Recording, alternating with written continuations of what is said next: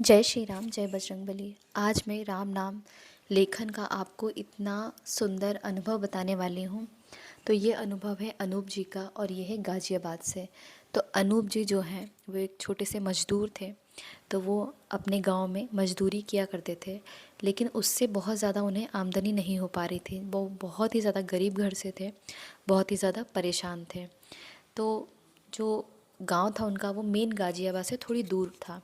तो वो जो है मज़दूरी करने के लिए मेन गाज़ियाबाद जाया करते थे। जो भी उन्हें मज़दूरी का काम मिलता वो करते, उसके बाद वो अपने घर शाम को आ जाया करते थे। लेकिन वो 3 भाई बहन थे, तो खर्चा भी बहुत ज़्यादा था और बहन की शादी करनी थी तो सारा भार उन्हीं के ऊपर था, क्योंकि उनके पिताजी थे वो थोड़ा सा विकलांग थे और माताजी भी इतना बाहर का काम नहीं कर पाती थी, वो सिर्फ घर को ही संभाल सकती थी। तो इसलिए पैसों की जो तंगी थी वो उन्हीं को दूर करनी थी। इस वजह से वो बहुत ज़्यादा परेशान रहते थे, हमेशा यही सोचते रहते कि कुछ ना कुछ मुझे ऐसा काम करने का मौका मिल जाए जिससे कि मेरे दिन बदल जाए और मेरी बहन की शादी हो जाए, मेरे घर में सभी लोग अच्छे से रहने लगे, किसी भी चीज़ की किसी को तकलीफ़ ना हो। क्योंकि पिताजी का भी इलाज कराना पड़ता था, माताजी को भी हर चीज़ को उन्हें पूरा करना था। यानी घर की जो है अनाज से लेकर घर का किराना, हर चीज़ का पैसा उन्हें ही देना पड़ता था। मज़दूरी में इतना पैसा मिलता नहीं था, जो 200 250 300 मिल जाते थे उसी से उनका दिन चलता था। तो ऐसे ही दिन जब चलते रहे तो वो कहीं से उन्हें पता चला कि राम नाम लेखन करना चाहिए, उससे प्रभु की कृपा हम पर होती रहती है। तो वो क्या करते, सुबह तो 9 बजे उन्हें पहुंचना रहता था। तो सुबह वो उठते, बहुत सारे काम भी रहते घर में वो करते और सीधे वो जहाँ मज़दूरी करते थे वहाँ चले जाते। लेकिन एक छोटी सी वो डायरी लिए हुए थे, वो उसी में राम नाम लेखन किया करते थे। क्योंकि जब भी उन्हें टाइम मिलता दिन में, लंच का जो टाइम होता है, तो खाना खाने के बाद या खाना खाने से पहले जब भी उन्हें टाइम मिलता था वो राम नाम लेखन करते थे। शाम के समय जब घर आते टाइम मिलता तो वो राम नाम लेखन ज़रूर करते थे, क्योंकि उनके जो मन में था वो प्रभु का जो है आवाज़ था, मन में प्रभु रहते थे, इसलिए वो राम नाम लेखन हमेशा करते थे। उनको ज़्यादा टाइम नहीं मिल पाता था, इसलिए वो बहुत ज़्यादा बड़ी कॉपी भी नहीं अपने साथ रख पाते थे, इसलिए वो छोटी सी डायरी में राम नाम लेखन किया करते थे।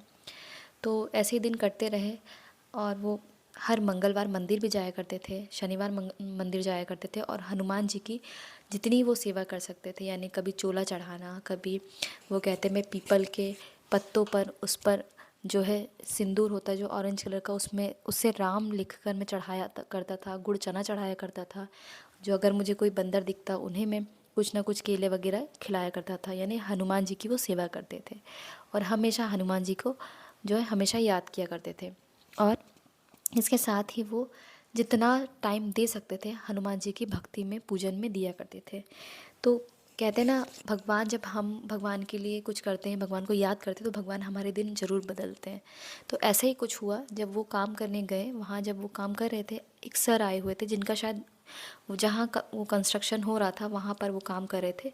तो जिनकी वो बिल्डिंग थी वो आए, इन्हें काम करते हुए देखा और दोपहर के टाइम ये लिख रहे थे। तब उन्होंने कहा कि आप क्या काम करते हो? तब उन्होंने बताया कि मैं यही मज़दूर हूँ।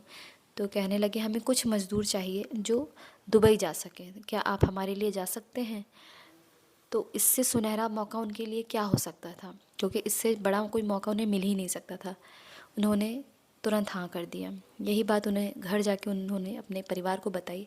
सभी लोग तैयार हो गए, क्योंकि घर में काम करने के लिए, घर संभालने के लिए 2 भाई और थे उनके, यानी घर संभल सकता था लेकिन पैसों के बिना कुछ भी नहीं हो पा रहा था। इसीलिए वो इस काम के लिए तैयार हो गए और वो विदेश चले गए, यानी दुबई चले गए और वहाँ से वो पैसे भेजते रहे, काम करते रहे। ऐसे ही उनके दिन बदले, घर बन गया अब और बहन की शादी भी हुई। लेकिन अभी भी उन्होंने राम नाम लिखना नहीं छोड़ा। तो वो कहते हैं कि राम नाम लेखन में, राम नाम जाप करने में, हनुमान चालीसा में आप हनुमान जी को किसी भी रूप में याद कर सकते हैं, लेखन करके, जाप करके, हनुमान चालीसा पढ़ के। और बहुत समस्या है, ऐसी समस्या कि आप किसी को बता ही नहीं सकते हैं, उस स्थिति में आप बजरंग बाण भी पढ़ सकते हैं और बजरंग बाण से आपकी कोई भी समस्या हो वो 100% दूर होती ही है, ये आप निश्चय ही मान सकते हैं।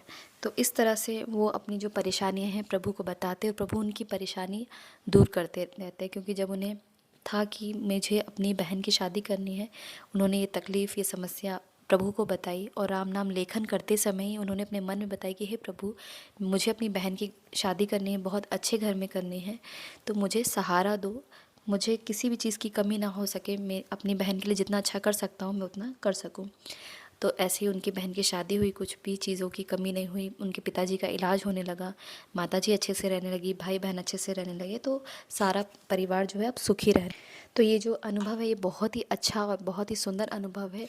आप भी अगर राम नाम लेखन करते हैं तो लेखन करते रहिए, अगर आप नहीं करते हैं तो आप राम नाम लेखन शुरू कीजिए। राम नाम लेखन में बहुत शक्ति है, आपकी सभी मनोकामनाएं ज़रूर पूर्ण होगी। और ये वीडियो आप तक पहुंचाए तो प्रभु की कृपा है जो आप तक ये वीडियो पहुंचाए। जिस दिन जिस समय आप तक ये वीडियो पहुंचे, आप कमेंट बॉक्स में जय श्री राम, जय बजरंग बली और दिनांक और समय ज़रूर लिखें। जय श्री राम, जय बजरंग बली।